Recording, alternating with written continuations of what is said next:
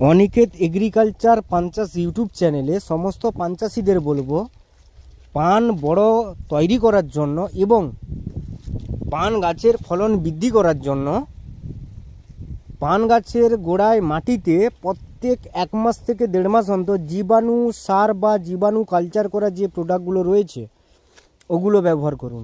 First step. Second step, ভেজে প্রচুর পরিমাণে পিড়ি ব্যবহার করুন।